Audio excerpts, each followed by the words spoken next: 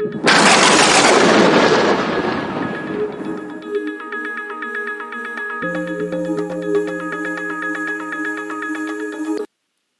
speech therapy component of PDPM has 5 major clinical indicators that impact reimbursement.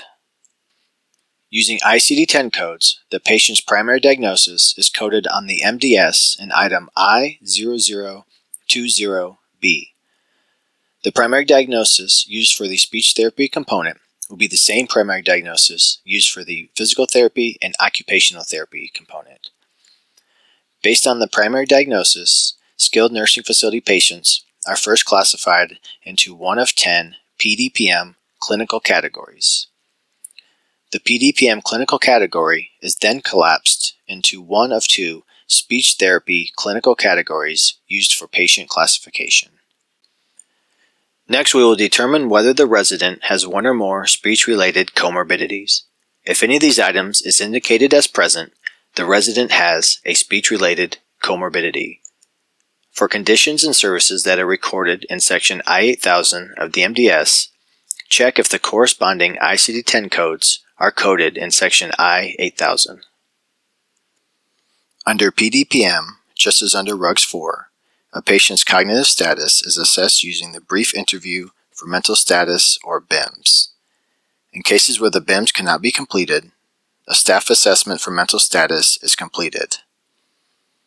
For purposes of determining speech therapy classification, scoring of the patient's cognitive status is based on the Cognitive Function Scale, or CFS, which is able to provide consistent scoring across the BIMS and staff assessment. The Cognitive Performance Scale is used to score the patient based on the responses to the staff assessment. If the resident score results in any score other than cognitively intact, then the resident is scored as having a cognitive impairment. Next, we will determine whether the patient has a swallowing disorder using item K0100 on the MDS. If any of the conditions indicated in items K0100A through K0100D is present, then the patient has a swallowing disorder. If none of these conditions is present, the patient does not have a swallowing disorder for purposes of this classification. Determine whether the patient has a mechanically altered diet.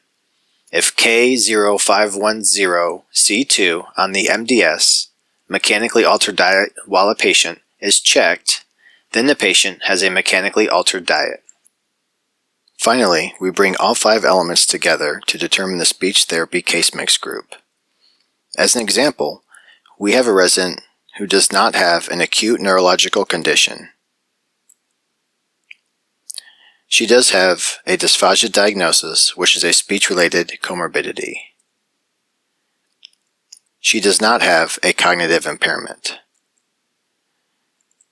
She has one of the 3, so we select any one. Next, the patient has a swallowing disorder and a mechanically altered diet, so we will select both, which gives us a case mix group of SF.